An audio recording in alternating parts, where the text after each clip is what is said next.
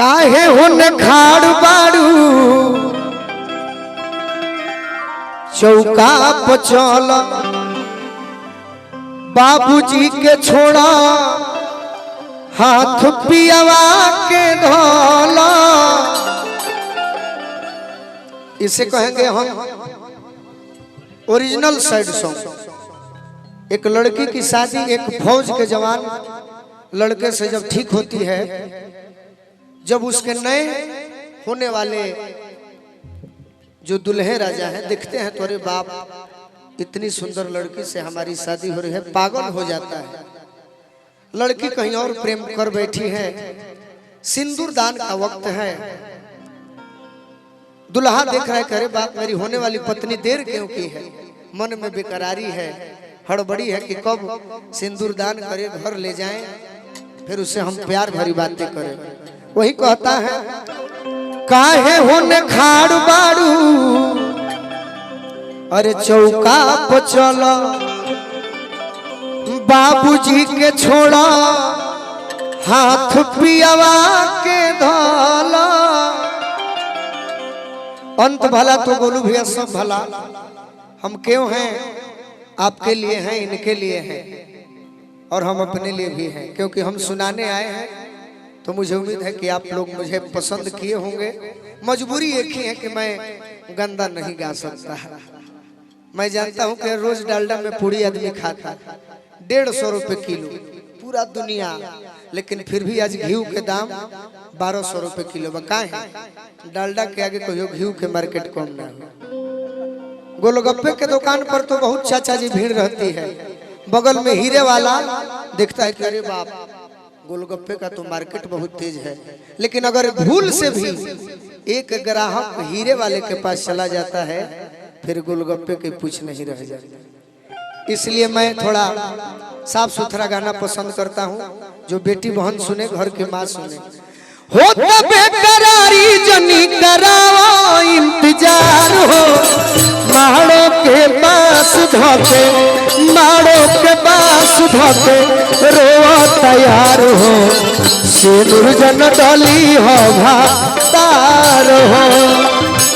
माड़ो के पास धोके रोआ तैयार हो, सिंदूर जन डली हो भातार हो। ए माड़ो के पास धोके रोआ तैयार हो, सिंदूर जन डली हो भातार हो। मारो के पास धोके रोआ तैयार हो, सिंदूर जन डली हो भातार हो। एक चाचा जी आपका फरमाइश है, मैं दुखित किसी को नहीं करूंगा। पवन सिंह जी को लोग देखने आते हैं, खेसारी लाल जी को लोग देखने आते हैं, और भी जो सुपरस्टार हैं उनको लोग देखने आते हैं कि हमने टीवी पर देखा है, मोबाइलों में देखा है, चलो थोड़ा सामने से देखें। और हमें लोग सुनने आते हैं। जब देखना रहता तो हम तो 1 घंटा आते हुले ले करवा के चले जाते, लेकिन हमने अपने आप को ऐसा बनाया कि लोग मुझे सुने और समझे। पवन सिंह जी ने एक पुराना गीत गाया था, कवनो कमी बड़ुए सैया के जवानी में, बहरी सुते दलानी में ना। एक बात कहूंगा उस चाहत बच्ची के लिए, आप उनकी माँ हैं, मुझे जो लग रहा है वो कह रहा हूँ, बुरा मत मानिए। बच्ची अभी छोटी है, ये सब भी गीत तो चलता रहेगा, लेकिन मैं चाहूंगा कि इन्हें आप कथक नृत्य सिखाइए। जो शुरू में सत्यम शिवम सुंदरम जैसे गानों पर अगर ये नृत्य करे तो ये अंतर्राष्ट्रीय स्तर की एक अच्छी कथक की नृत्य हो सकती है, कलाकार बन सकती है। ये सब जो गीत है इसका कोई मायने नहीं है। तो मैं चाहूंगा कि अगर ये हमारी एक बहन है तो इन्हें आप वही सिखाएं जिससे आपका भी मनोबल बढ़े और आपको भी गर्व हो कि मेरी बेटी चाहत है। आपको भी कहूंगा कि बनना हो तो शारदा सिन्हा बनिए, आप भी बनिए, मालिनी अवस्थी बनिए। ये सब गीत को भूल जाइए।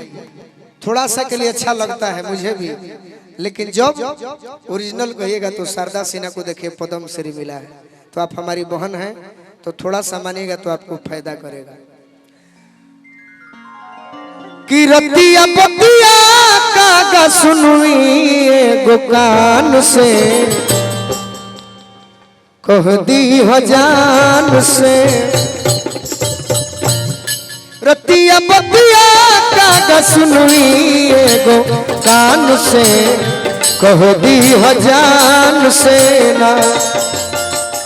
इस गाने का अर्थ है एक लड़की की, अब न मोबाइल हो गई, एक लड़की की शादी, बड़े भैया ध्यान से सुनेगा, मेरे चाचा जी सुन रहे हैं, सुजीत भैया। एक लड़की की शादी कहीं और परिवार वाले ठीक करते हैं, उसका प्रेम कहीं और रहता है, मजबूरी है कि उसके पास मोबाइल नहीं, चिट्ठी का जमाना रह नहीं गया। सुबह में यानी 5 बजे भोर में सुबह में जाकर छत पे एक रोटी लेकर कागा को खिलाकर कहती है कि ये कागा मेरा इस बात को मेरे प्रेमी तक पहुंचा देना। वही कहती है कि रतिया बतिया कागा सुनवी एगो कान से, कह दी हजान से ना।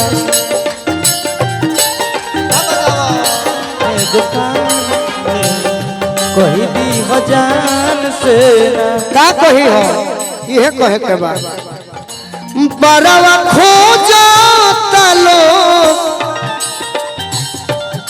बरवा खोजा तालो भरवा के ध्यान से, कह दी हजान से ना।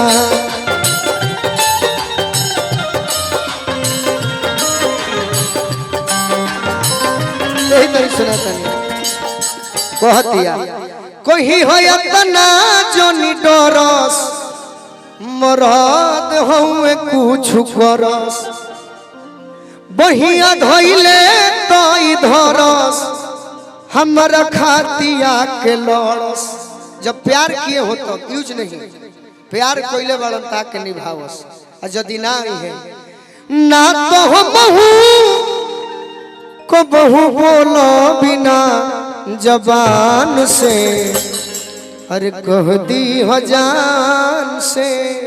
और का अब औरी ना सतावस, डोली बाजा लेके आवस, प्यार कइले तो निभावस, गोलू हमके अपनावस।